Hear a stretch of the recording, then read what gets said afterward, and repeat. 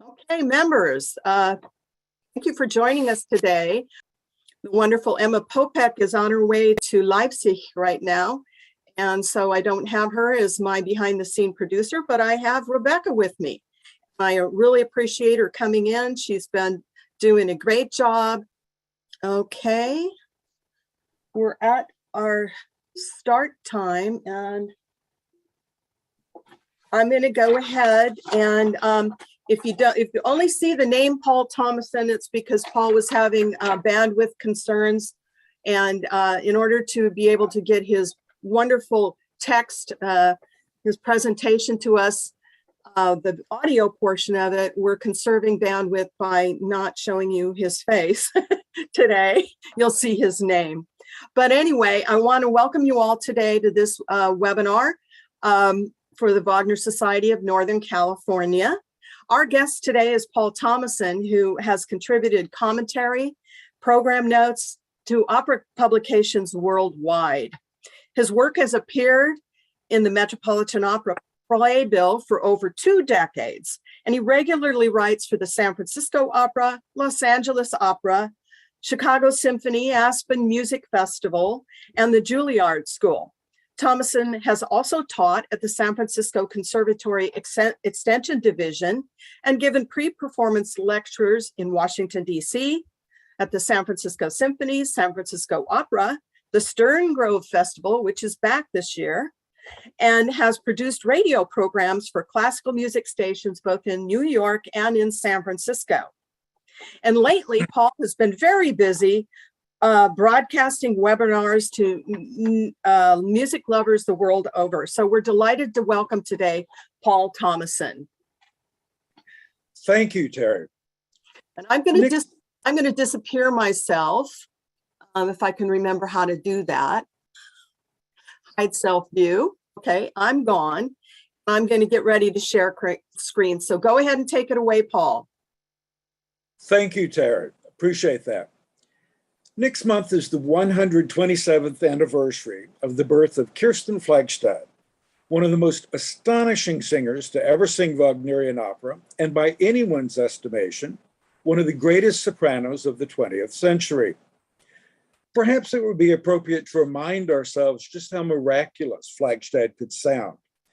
This is an excerpt of Act 3 of Walküre, a radio broadcast from San Francisco in 1936.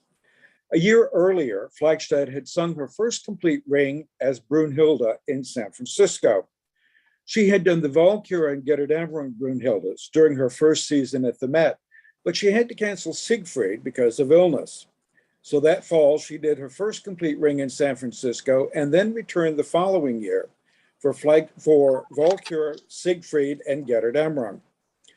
Act 2 of Walküre was broadcast, and it's the earliest example we have of Flagstad's Brunhilde live.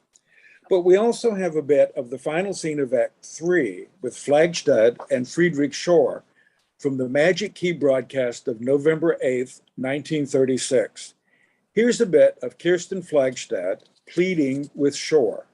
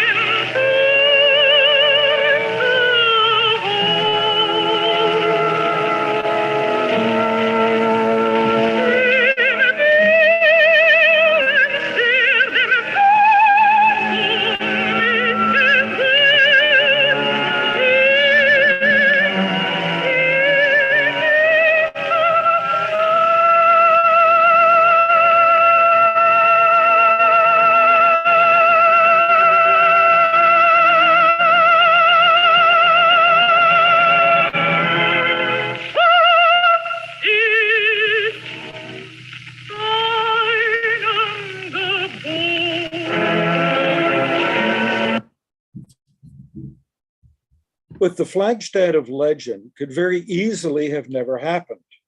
Except for a series of fortuitous circumstances, it's quite possible that Kirsten Flagstad would have always remained what she was before her Metropolitan Opera debut, a well-respected, hardworking soprano, virtually unknown outside of Scandinavia. The events that brought her to the Met and into operatic legend is a story that's as riveting as it was unlikely. Consider the following.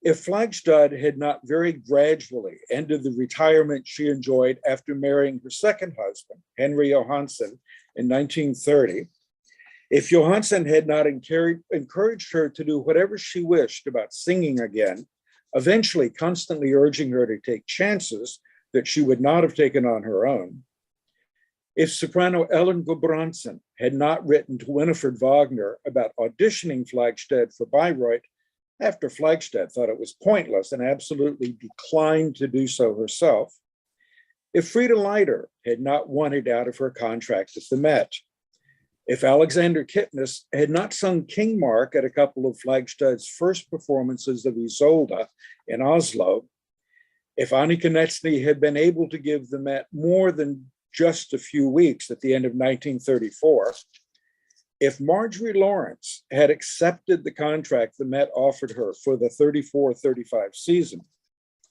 if Flagstad's husband had not told her to go to the St. Moritz audition for the Met and promised to go with her to New York if she was hired, if the Swiss soprano Elizabeth Delius had not been considered 30 pounds too heavy to sing at the Met, well, then Kirsten Flagstad might very well have not made her Metropolitan Opera debut on February 2nd, 1935, and become an instant star 21 years after making her operatic debut and 6 months shy of turning 40 years old.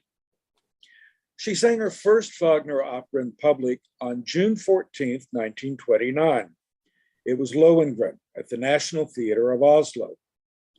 In the audience that evening was the wealthy Norwegian businessman, Henry Johansson. At a party at his grand hotel after the performance, he and Flagstad were introduced. When he invited everyone to continue the party at his home, Flagstad went along. She later recalled, "I was in a daze that night. I can't explain it otherwise. Something unusual, quite trivial in itself happened. Mr. Johansson had a chair in that house that no one occupied but himself. He strictly forbade everyone else to use it. Some of my friends knew about this. Naturally, I did not. Well, at the moment we arrived, I fell into this very chair and made myself quite comfortable. Mr. Johansson said nothing. He let me sit there and even came over, sat on the arm of the chair and spoke to me. He invited her to dinner the next evening and she accepted. The next 3 days they had dinner, went to the opera and saw mutual friends. On the third day, he proposed. Johansson always insisted he had fallen in love with Flagstad the minute Elsa came out on the balcony in Act 2. Johansson was 12 years older than her, a widower with 4 children. Flagstad was separated from her husband, had been for some time, and had a daughter. Johansson expected her to give up her career, and Flagstad was just fine with that. She'd been singing on the stage with few interruptions since her debut on December 12, 1913, when she appeared in the role of Nuri in the opera Tiflan at the Oslo National Theatre. The next year, 1914, she made this recording of Grieg's song, Spring. I think it's remarkable that even so early, and despite the sound of the recording, it's still obviously Flagstad singing.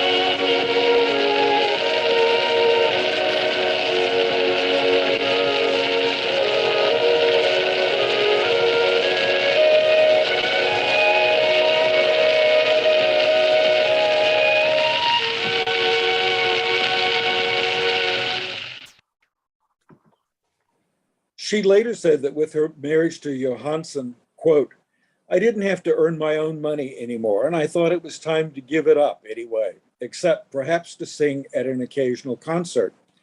I was fed up with singing, I tell you. It had been hard, unrelenting work. I felt I'd earn a long rest. On their wedding trip, the new couple spent some time in Vienna, where Flagstad heard Tristan und Isolde for the very first time. She was tired and wanted to leave after the first act, but Johansson wanted to stay, so she dozed through the last two acts. After the performance, Johansson joked with her, this is something you could never sing, young lady. Flagstad agreed. Back home in Norway, she settled into her new role of Mrs. Henry Johansson, mistress of a large home with lots of servants. But in September, she got a call from the Oslo Philharmonic. After consulting with her husband, she agreed to participate in a concert and discovered that not singing for several months meant considerable work getting her voice back into shape. She decided that even if she was not going to sing in public, except on very rare occasions, she was going to keep her voice in shape from then on. In June 1931, she was asked to do Verdi's Aida at the National Theatre in Oslo. It was a role she had loved doing before, so she accepted.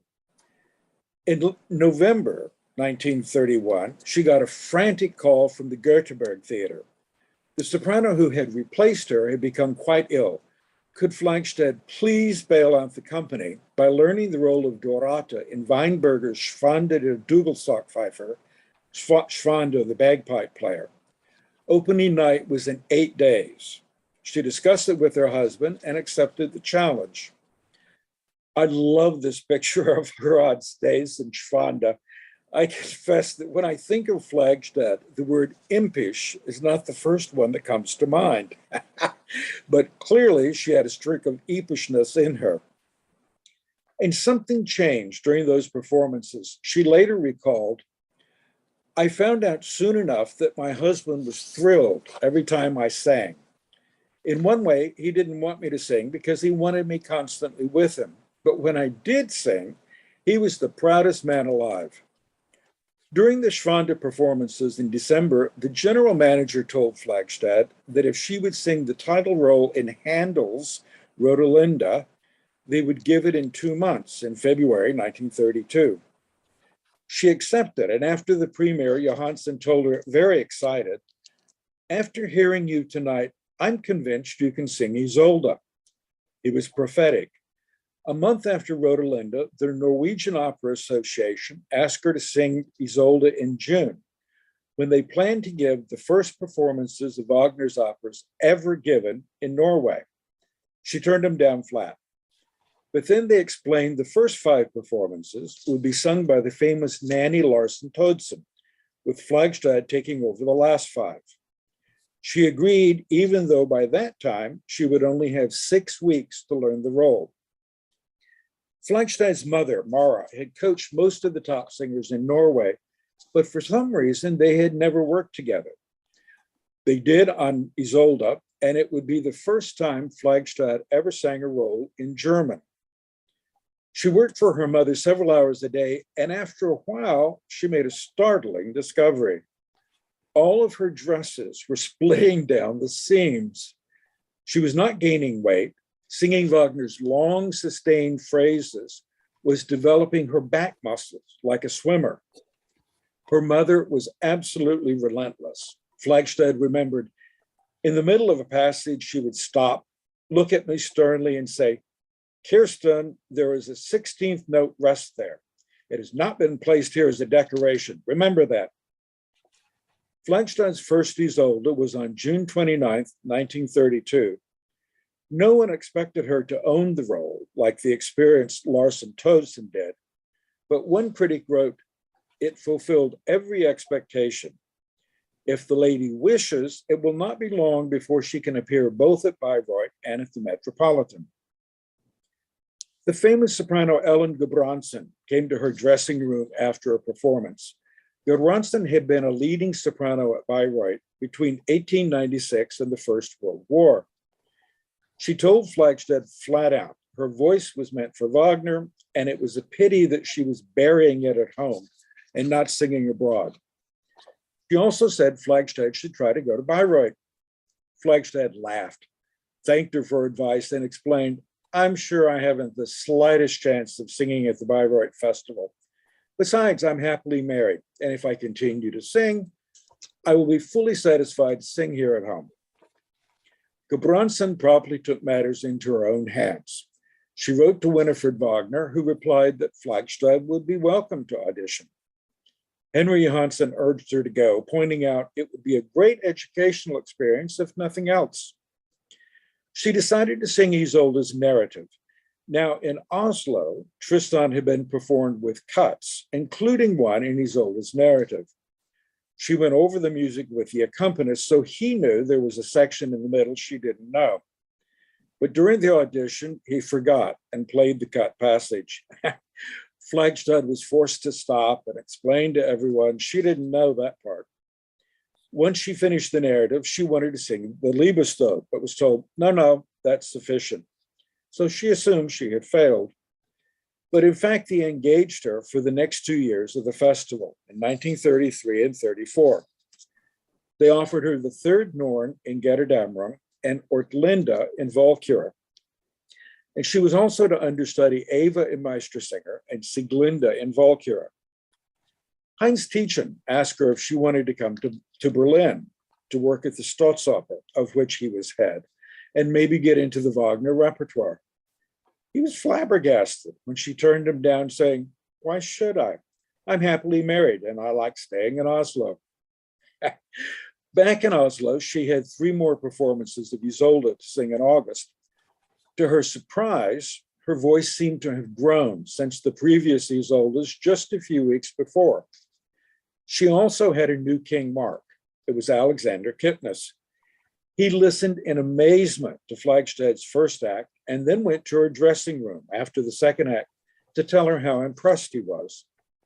The American critic Oscar Thomason heard one of those August Tristans and gave Flagstad her first reviews in the US. Among other things, he praised her exceptionally smooth and musical delivery of the music and said her wide gamut of emotion was highly impressive. When she got to Bayreuth in June 1933, she dived headfirst into the rehearsals, soaking up everything she could.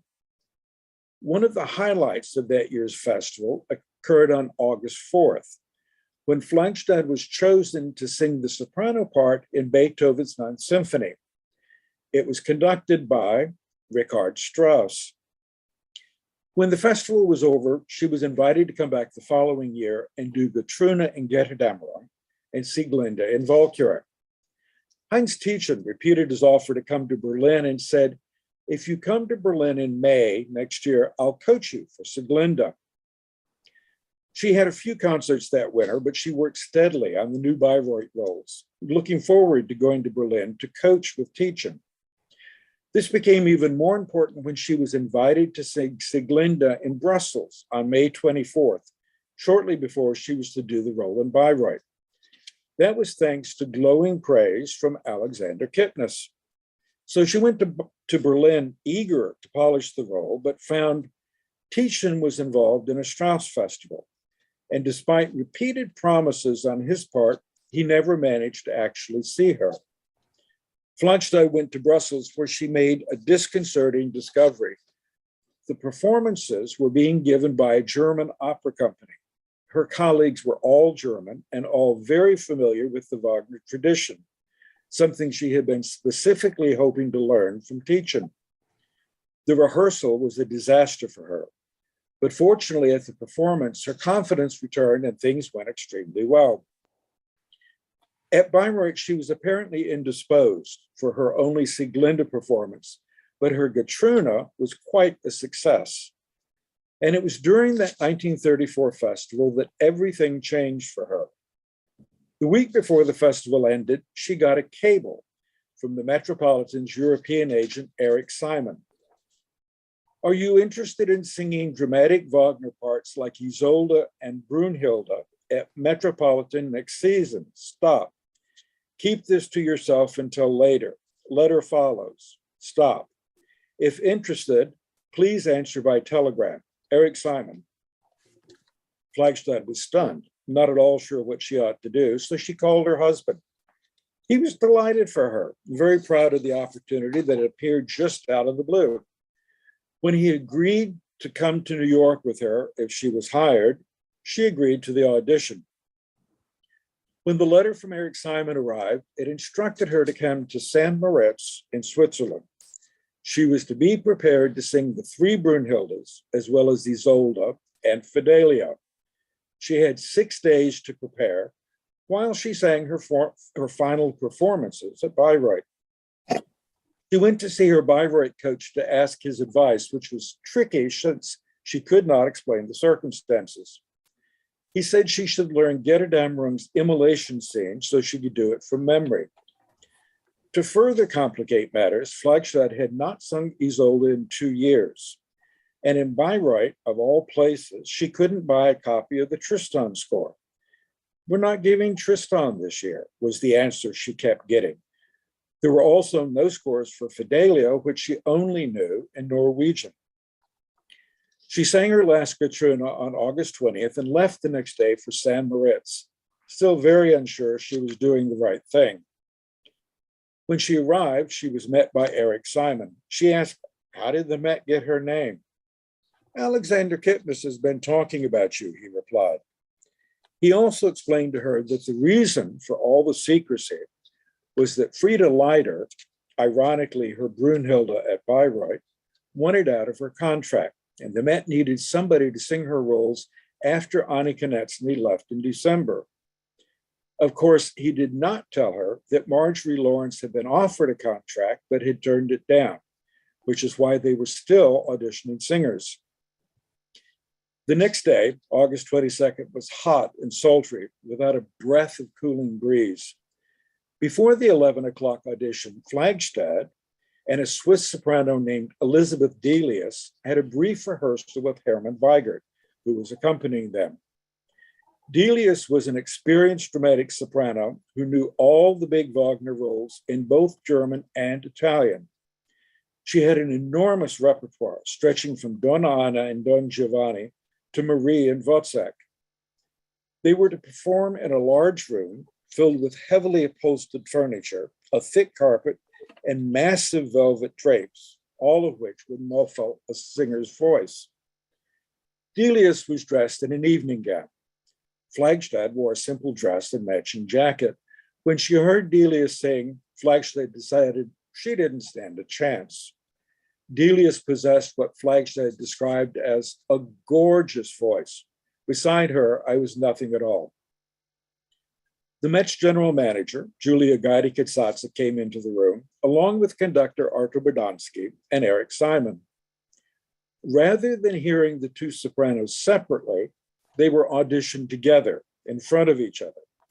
One would be asked to sing a number, and then the other had to repeat it, allowing the listeners to instantly compare them. Bodansky began by asking Flagstad what she wanted to sing. When she suggested Sieglinde or Elizabeth, he said, "We don't need you for that, Madam Flagstad. What else do you know?" Eventually, both singers were asked to sing the Codas Fecundum scene from Walküre and Leonora's aria from Fidelio. Bodansky asked Flagstad to do Isolde's narrative. She explained about being unable to find the score at Bayreuth, but volunteered to sing the Liebestod. No, everybody can sing the Liebestod. Sting Brunhilde's Hoya to Ho. Flagstad lit fly with everything she had.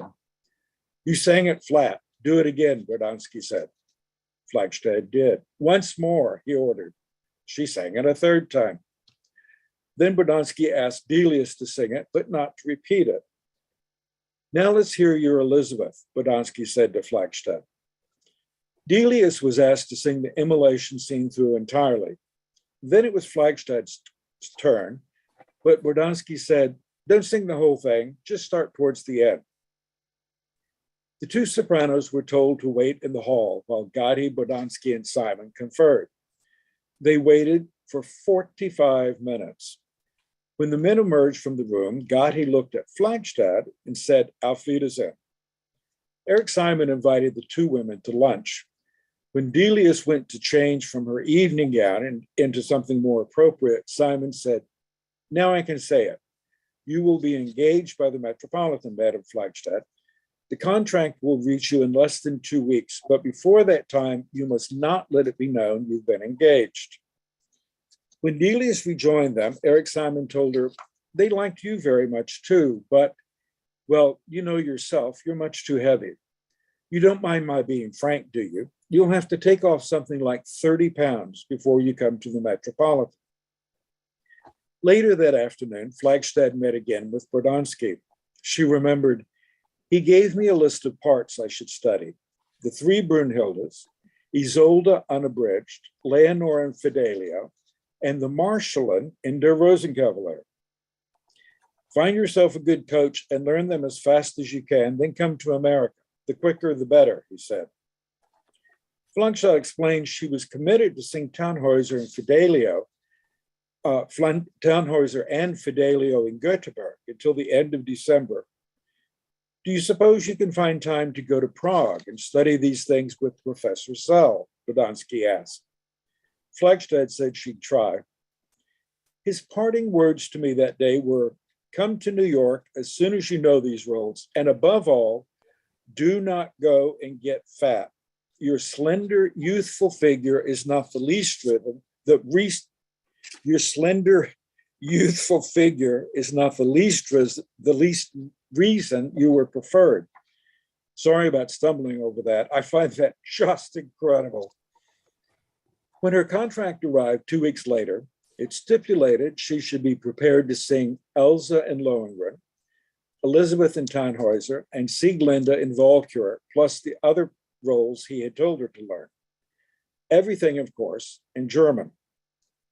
She was engaged for 9 weeks from September 28th to March 31st, 1935. As an indication of how little the Met thought of her, she was paid by the week, not the performance. Granted, she was getting $550 a week, but some leading singers were being paid more than twice that per performance. And there was no option to renew the contract, something the Met rued many, many times in years to come. It was an extraordinary gamble. She had never sung any of the Brunhildes or the Marschallin. Her performances of Elsa had been in Norwegian, and she was scheduled to sing her first Elizabeths and Leonora in Swedish. There were a number of sopranos at the time who could perform all that difficult repertoire, but no one had dared to attempt to learn so much in so short a time. The Met was either very confident or, more likely, simply desperate. Flagstad went to Prague to work with George Sell for 10 days. It was not a pleasant experience. She remembered later, Professor Zell bullied me and scared me nearly out of my wits with his outburst of rage over the most minor mistakes. After 10 days of inhuman drudgery, he declared I didn't need to worry about my roles, that I knew them cold. He said he would personally write Artur Bodansky and tell him that. For the first time, he smiled. What neither Flagstad nor her husband knew, of course, was that the future of the Metropolitan Opera itself was in considerable doubt. With the stock market crash of 1929 and the resulting Great Depression, the Met's financial cushion had vanished. There were extensive talks with the New York Philharmonic about merging the two institutions, but nothing came of it. In fact, it was not until the end of April 1934 that the Met could announce there would even be a 1934-35 season. Gotti's right-hand man, assistant manager Edward Ziegler, wrote to a colleague in London, "With us, things are desperate, and we're fighting for our very existence. Our future's in the lap of the gods. So far, there are no future plans as yet. We're still doing a lot of budget making, thinking, and discussing. But the crux of the whole situation is the lack of funds. How it will end, I don't know." Little did he, or anyone else for that matter, know their salvation had arrived in town on January 8th. The next day, Flagstad and Johansson reported to the Met and talked with Gotti, Ziegler, and Bodansky. Bodansky's first words to her was that he was very happy that she was as slender and youthful as she had been at her audition. Flagstad asked to be relieved of the Marschallin, and considering everything else she had to learn, this was agreed to. All the operas Flagstad had been hired to sing were already in performance, with the exception of Götterdämmerung. Gertrude Kapell was already scheduled to sing Brunhilde in the first performance, but it was decided to have Flagstad sing the dress rehearsal of the prologue in Act 1 on January 15th, for the simple reason that no one at the Met had ever heard her in an actual performance. They had no idea how she would sound with an orchestra, how she would look on stage in costume and makeup. It was a rehearsal that's become legendary. Unlike many singers, Flagstad always sang rehearsals in full voice. And when she opened up that morning, people were amazed. One story is that her Siegfried, the tenor Paul Althaus, was so astonished he missed his cue. What is verified is that Bodansky turned the rehearsal over to an assistant and ran to get Edward Ziegler. Helen Noble was Ziegler's secretary, and she described what happened in a book. Bang went the door, and there stood the usually calm, dry Bodansky, electrified with excitement. His eyes were popping, and his eyes cutting the air as though he were still conducting. "My God, Ned, my God, come hear this woman sing." He turned and dashed back towards the auditorium, Mr. Ziegler hot on his tail. I couldn't resist. I followed too.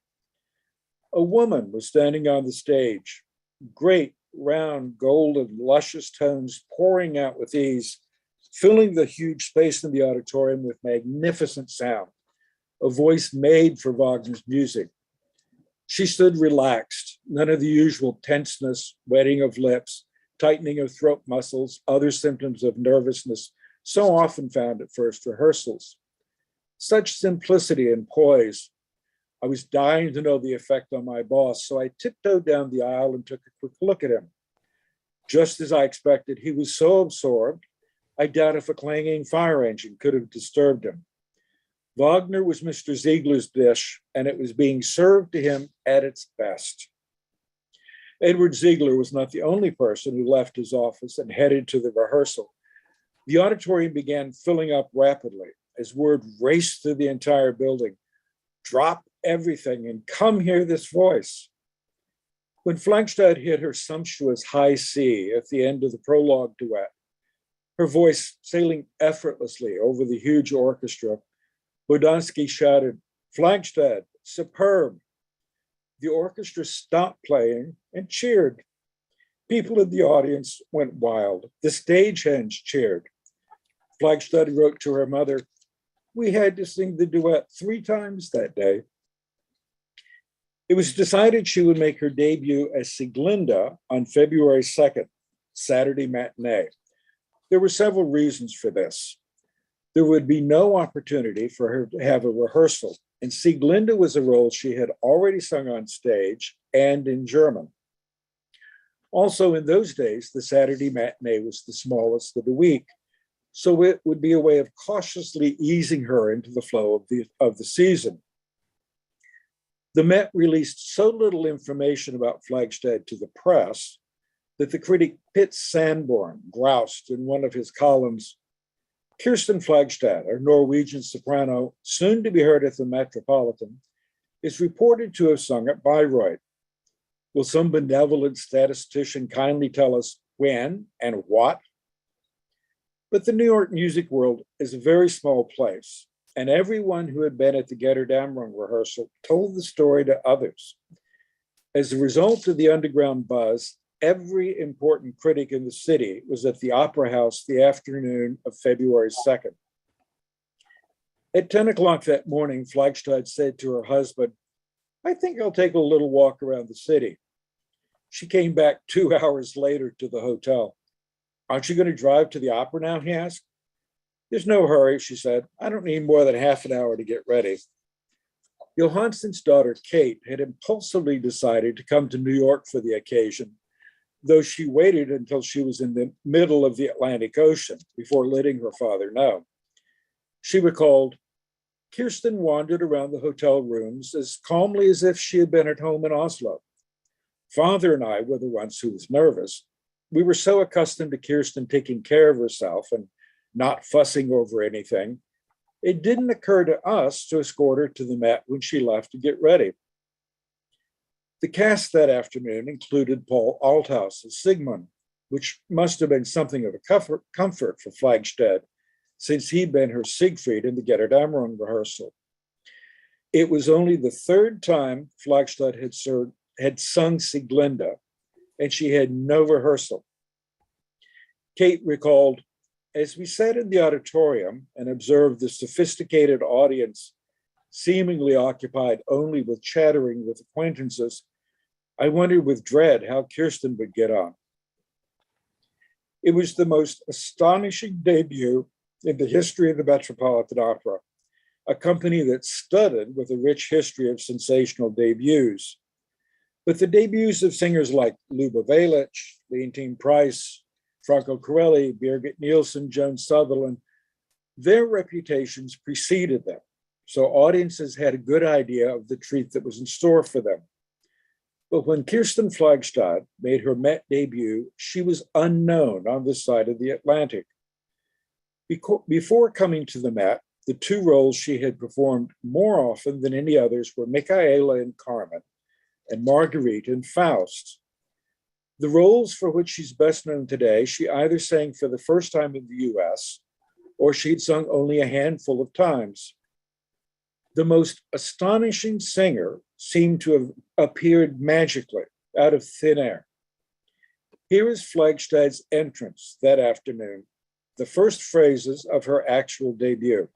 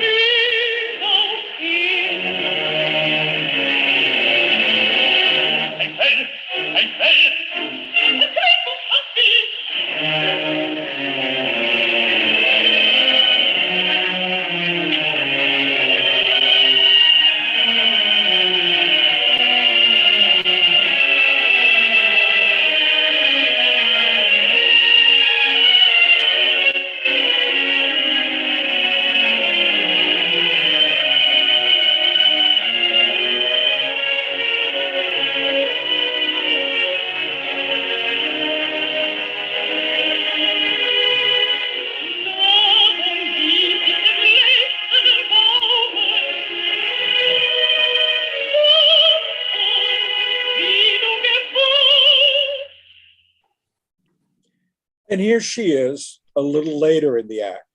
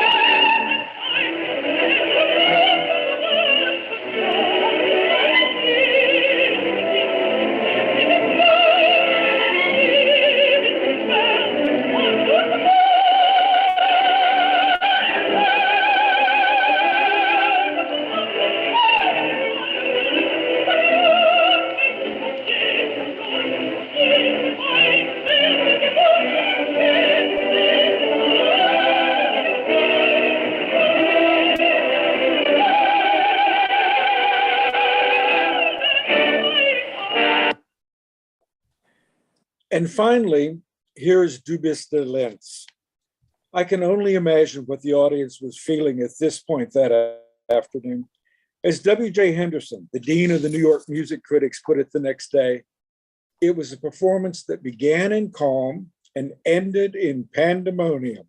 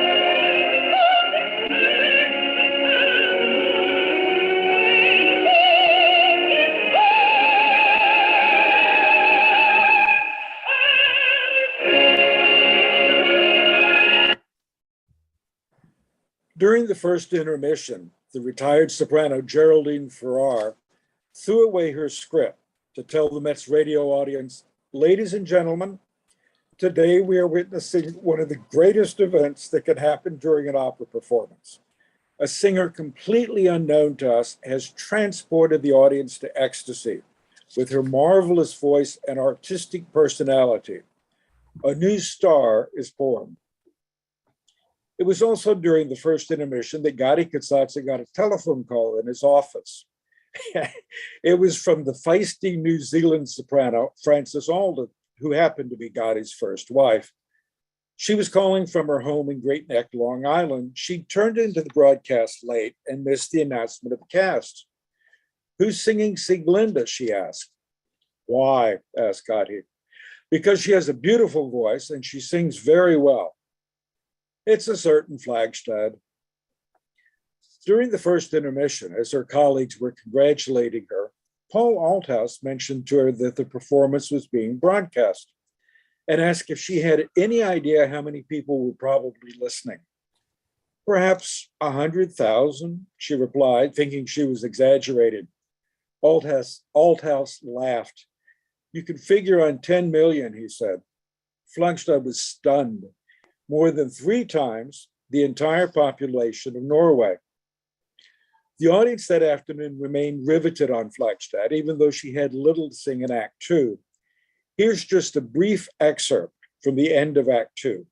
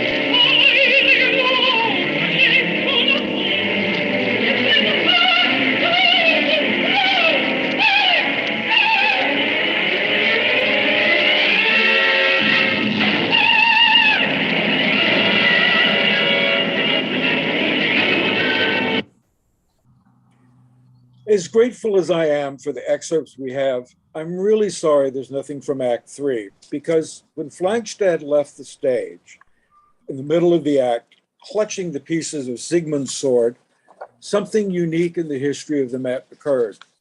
The audience erupted with applause. After the performance, the audience stormed the stage, and the ovation seemed absolutely endless. Later, Flagstad recalled, "I was not unfamiliar with applause, but the way the Americans showed their enthusiasm completely overwhelmed me. I felt ecstatic when it was over and I realized my debut had been a success, but I was so dead tired I only wanted to rest." In an interview back in Norway, she said, "After my debut, the orchestra sent me a cable and wished me many years at the Met. Have you ever heard of anything so strange?" The reviews the next day were all any soprano or any opera company could wish, and they all mentioned that on Wednesday, she would be singing Isolde. Her first Met Isolde was only the 6th time she had ever sung the role, and again, she had to do it without a rehearsal. It was also the first time she'd ever sung with Lawrence Melchior. The performance confirmed what her debut had promised. Critic Lawrence Gilman seemed to sum up the spell Flagstad cast in his Herald Tribune review of that first Isolde. Last night's performance of Tristan at the Met was made unforgettable by its hearers, for its hearers, by a transcendently beautiful and moving impersonation of Isolde, an embodiment so sensitively musical, so fine-grained in its imaginative and intellectual texture, so lofty in its pathos and simplicity, of so memorable a loveliness that experienced opera goers sought among the memories of legendary days to find its like. They did not find it. This is not a review of a performance of Tristan and Isolde. It's a hurried note upon a new Isolde, one of the rarest, perhaps the rarest of our time, an embodiment so deeply sensitive in its imaginative truth, of so exalted and enamoring a beauty, that the function of the critic becomes, in its essence, a mere opportunity to exercise his highest privilege, what Swinburne called the noble art of praising.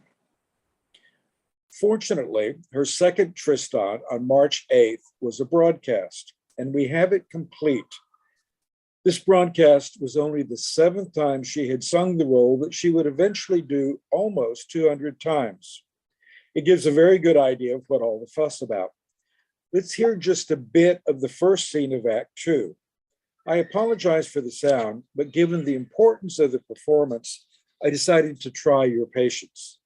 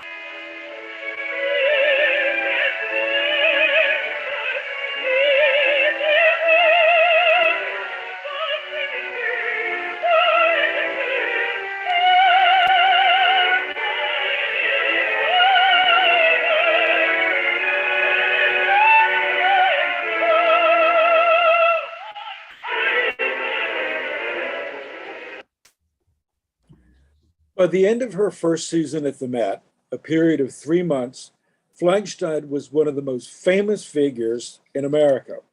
And this is in the days before social media, no tweeting, no Facebook, no YouTube or Instagram.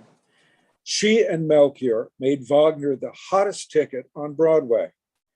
Cole Porter put her in the title song of his 1936 musical Red Hot and Blue, the ultimate accolade of having arrived back then. At the end of that first season, she had brought in $100,000 for the Met, which guaranteed the Met would have a 1935-36 season. It was her presence at the Met that saved the company from going under during the Great Depression. I'd like to end with, of course, Isolde's Liebestod from that first Tristan broadcast.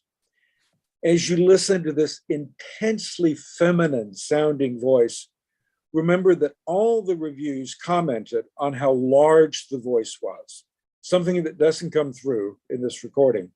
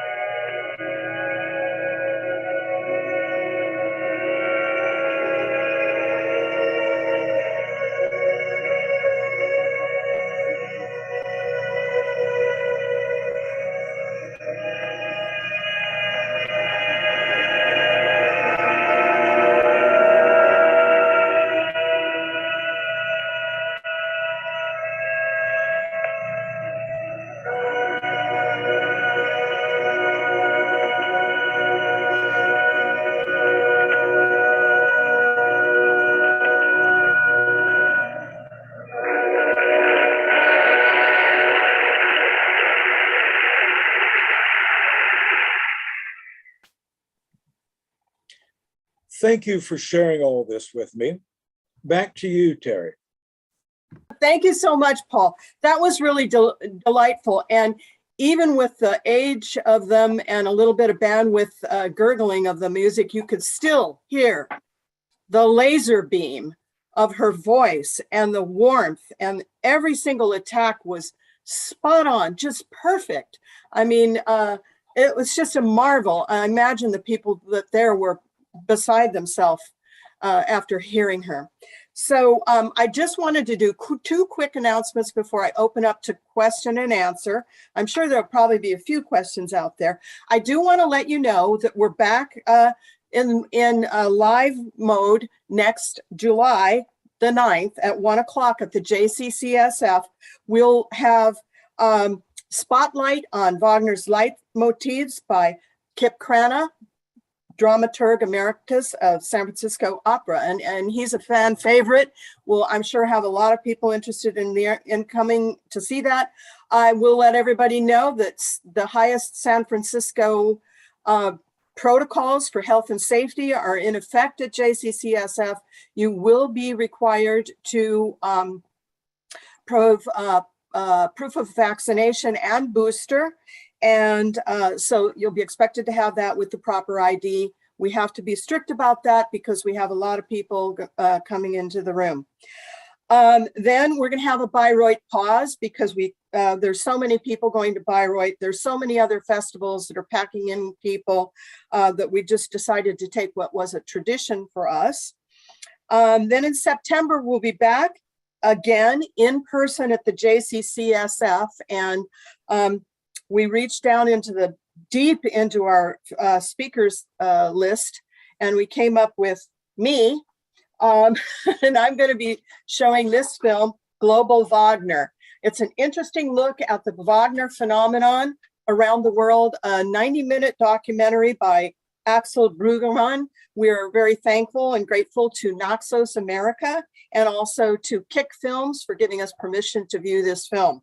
So there'll be an October webinar with Emma Popek, who is the real hero of Wagner's Ring. And then we'll finish off our lecture series live in person November 12th with Scott Fogelsong, who has no title at this time, but I think he's going to reach down and give Beethoven a little bit of credit. We kind of missed out on the Beethoven year because of COVID.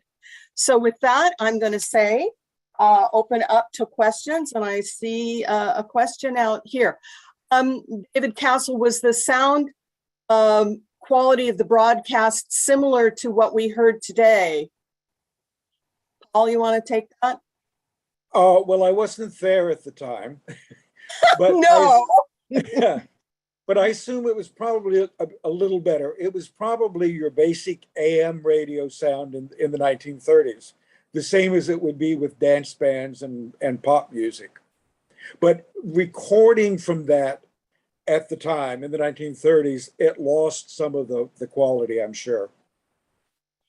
You could hear her laser beam voice over that orchestra, and it was a huge orchestra. And that was an enormous theater. I mean, aren't we talking about 3,000 or 4,000 people in the theater or more? Yes, and that's one reason I think she made such an impact. A big voice comes into its own in a large space. And the Met was by far the largest theater in which she had ever sung. And also the voice had been growing slowly as she practiced all this Wagner stuff, singing it correctly. So when she made her debut and the first few seasons, she was really at her peak. We've got a question from Deborah Marion. She says, I've read that Flagstad didn't get along with Melchior. Is there any truth to that? They had something of a falling out much later on, like 39 or 40. I don't remember exactly what it was over, but they continued singing together. Okay. Walter Edmondson asks the following question. Would you say a few words about her post-war Met performances? After the war, she came back to this country in 1947. And the Met did not hire her. Actually, the first major company that did was San Francisco, and it was quite controversial. And some of the people didn't want her singing in the War Memorial. And finally, Marilla said, no Flagstad, no season. So she did sing. Eleanor Beaumont, who was a big powerhouse at the Met, really wanted Flagstad to come back, but Edward Johnson was afraid of the controversy. So it was not until Rudolph Bing took over as general manager that she came back. And she sang Isolde, she sang Brunhilde, then she sang Alceste of Gluck. And Mr. Bing, this is very interesting, Mr. Bing tried to tempt her for another season by offering her the Marschallin and Rosenkavalier. So the Met offered her at the beginning and the end of her career the Marschallin and Rosenkavalier, which she never did, unfortunately. And she was obviously very successful when she came back. I know she had a lot of fans here in the San Francisco area, and she was noted for doing fundraisers and home concerts and all kinds of activities like that. She was a very, very generous woman in that regard. I can't believe there aren't any more questions from the members. Nothing out in chat, no more Q&A. Anybody? Well, I should say something about San Francisco. Flagstad was very, very shy. She didn't make friends easily at all, but she was a very good friend of Mrs. Milton Esberg. They were very, very good friends. And in fact, during the war, when Flagstad was in Sweden, she sent Caroline Esberg letters, which are in the San Francisco Performing Arts Library and Museum. The return address is Mrs. Henry Johansson, not Kirsten Flagstad. And she stayed with the Esbergs a lot when she was in San Francisco. And Mrs. Esberg's, I think it was daughter-in-law, told me about 20 years ago that after Flagstad died, Flagstad had a really bad cold once when she was staying with them, and Mrs. Esberg sent her to the Esberg's family physician. And after Flagstad died, the family physician said he had never seen a woman with such a large rib cage as Flagstad had. He said it was not fat. It was not fat at all. But singing those deep phrases, those long phrases of Wagner, had expanded her rib cage. So. Wow. I have a question from Deborah Marion. Why did Flagstad leave America? Her husband was in Norway. And when the Germans invaded Norway, Flagstad was absolutely frantic. But then she got a telegram from her husband saying, stay where you are. So she did. Then she heard from him, come home. So at the end of April, 1941, at the end of her Met season that year, she went back to Norway, and she fully expected to come back that fall. She said so in a curtain speech at the Met, and she told her agent to go ahead and book her for concerts starting that fall. But once she was back home, her husband said, stay here. I don't want you to go back. So she did. And that's why she ended up staying in Norway during the war. Though she did not sing, not even in Norway, she did not sing in any country occupied by the Nazis. And the only time she sang in Norway during the war was a very private fundraiser for the resistance. So. Okay, that might answer this next question from Victor Congleton. Thank you, Victor. I'd like to hear a little bit about the controversy and the war. You may have answered that a little bit. The controversy was that when she got home to Norway, Flagstad was very unpolitical. Which when she got back to Norway, her stepdaughter, Kate, said, you've got to tell father to get out of the Quisling party. He had joined because he saw you have two choices, either Germany or Russia, and he wasn't going to go with the communists. Kate said, Daddy won't listen to us. He will listen to you. He doesn't understand what this means.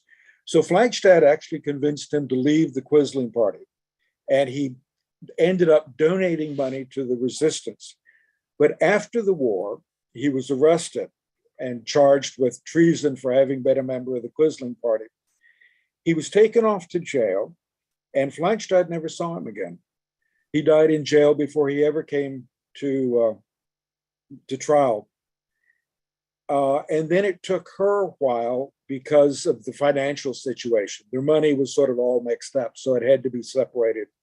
But she had nothing to do with politics. And interestingly, there was no controversy about her singing in Paris, singing in London, cities that had really suffered during the war. It was only when she came back to this country that people like Walter Winchell started stirring up trouble, based on absolutely no facts whatsoever. Facts, who needs them? Stephen Schladover asks, among the listeners who heard Flagstaff in her prime and singers of the more recent generations, which later singers were considered to have the most comparable vocal character? There's really nobody. I mean, That's what I would say. There are people who were thrilling. I adored Birgit Nilsson, and I was blown away by Gwyneth Jones and Hildegard Behrens in performance, but it's sort of apples and oranges. And people who heard Flagstad, one of the women told me it was like being wrapped, the voice wrapped itself around you, like you were putting on a plush velvet robe. She said, I never had that experience with another voice. It was just something unique for her. I think one of the things was the voice was beautiful. It was huge.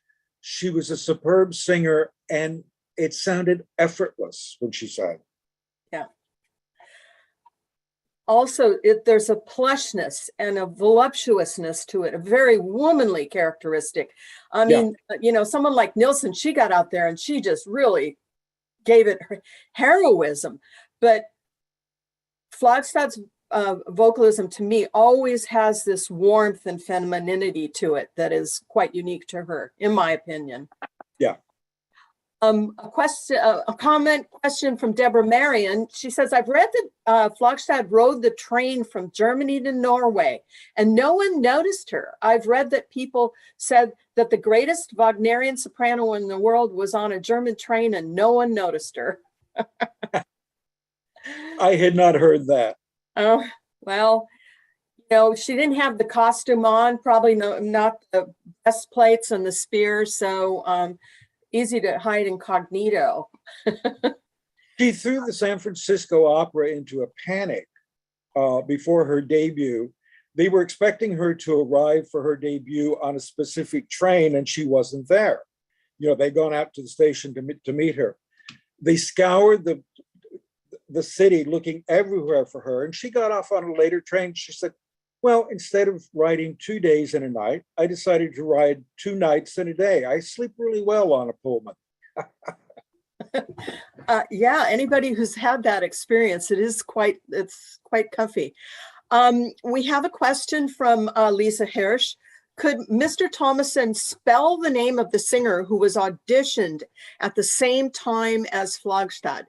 And did that singer, Plan B, did she make any recordings? The name is spelled Delius. It's like the composer Delius, Delius. I've never found any recordings of her. I've never found any recordings. And I can't find a thing about her after the audition. I assume she continued singing, but I can't find any more information. If anybody has it, I would love it. Yeah, there are some out there who have the spelunking capabilities to find those kind of arcane little bits of history. That would be great. Yeah, another one from Deborah Marion. Was Flagstad's reputation in America ruined by gossip? It sounds like she wasn't political, but her reputation got ruined. I wouldn't say it was ruined. It got kind of tarnished until people realized that the lies were in fact lies. Yeah, Walter. I mean, her first recitals and stuff were picketed and all that kind of stuff, but she just stood there and sang. So, and she eventually won people over. Yeah, easy to see. Okay, I'm not seeing any more questions out there unless there's someone who wants to send another question out. I thoroughly enjoyed this. I mean, it's just so wonderful. It's a voice like no other voice. I mean, truly, truly. Well, with that, I will say bye-bye, everyone. It was wonderful having you with us today. If there's any other questions, we'll still hang around a little bit. With that, I think we can go ahead and end the webinar, and I'll see you next month in San Francisco for a live lecture. And it's been a delight sharing this with you today. Thank you very much for your support of the Wagner Society. Terry, if we have time, there is one more question from Mr. Walter Edmondson. I didn't see it. Okay, where is it? Okay. Yeah. I'll read it out to you. Was she supposed to be the Fricka in the Salty Valkyrie, but illness prevented it? They had, John Colshaw in his book, Ring Resounding, says they had thought about taping it and then releasing it when, you know, when that came out, but she was very ill with bone cancer, so they weren't able to. But he's in his book, Ring Resounding, he says some wonderful stories about the Rheingold and working with her later. It's really wonderful. He adored her, and she loved the fact that she was still able to make recordings. Didn't realize it was bone cancer that took her. That's really quite sad. Okay, I'm seeing people saying adieu. I'm going to have to take off, Terry. Okay, great, Paul. I'll catch up with you later. Thank you so much for being with us today. I appreciate it. Thank you. I appreciate the opportunity. Okay. Thank you so much, Paul. That was wonderful. Thank you.